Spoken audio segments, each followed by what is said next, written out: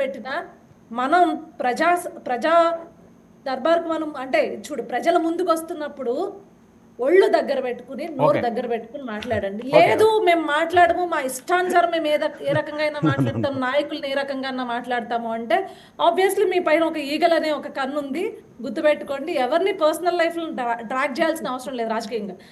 మీకు ఆ నాయకులు ఎవరన్నా అవినీతి చేశారా, లేకపోతే ఆ నాయకులు ఇప్పుడు ఏమన్నా చేసింది ఇప్పుడు చెప్పింది చేస్తామన్నది చేయనన్నారా, క్వశ్చన్ చేయండి, తప్పలేదు.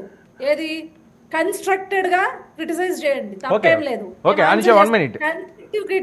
క్రిటిసిజం లేకుండా ఇష్టం వచ్చినట్లు వాగుతాము, వాళ్ళ పర్సనల్ లైఫ్ వరకు వెళ్తాము అంటే ఆబ్వియస్లీ మీరు చేసే కాన్సిక్వెన్స్, మీరు ఫేస్ చేసే కాన్సిక్వెన్స్ ఖచ్చితంగా ఫేస్ చేయాల్సి వస్తుంది.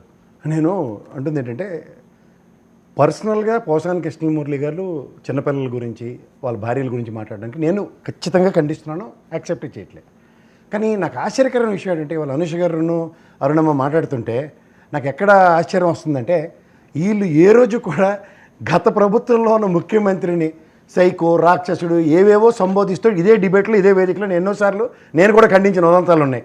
కానీ వాళ్ళ ప్రవచనాల టైప్లో మాట్లాడితే మాత్రం ఖచ్చితంగా నాట్ యాక్సెప్టబుల్.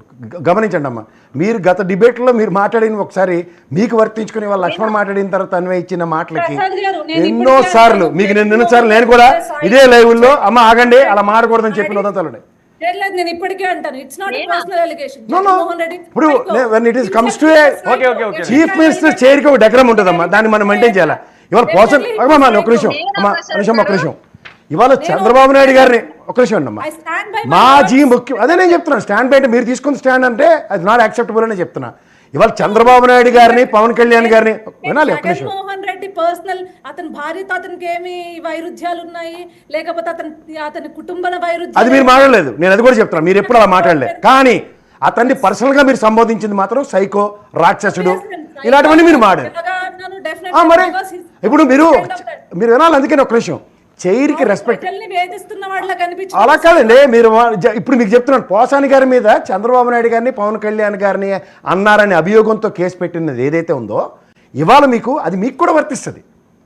ఇవాళ మీరు వర్తించదు అన్నది మాత్రం ఎక్స్క్యూజ్ ఉండదు. ఎందుకంటే మీరే చెప్పారు ఒక ఏగిల్ ఉంటుంది, ఒక డాక కన్నులా చూస్తుంటే ఇదే వేదికలు ఇదే వర్మగారి సాక్షి, కింద పొద్దున్న 7 గంటల డిబేట్లో రవి సాక్షి, ఎవరు కాదంటారు. మీరు సంబోధించేది ఇది కాకుండా ఏ రోజైనా ఉందా? కానీ పర్సనల్ గా మీరు ఎప్పుడు చూడు జగన్మోహన్ రెడ్డి గారి ఫ్యామిలీ గురించి మాత్రం మాట్లాడలేదు. నేను అది యాక్సెప్ట్ చేస్తాను.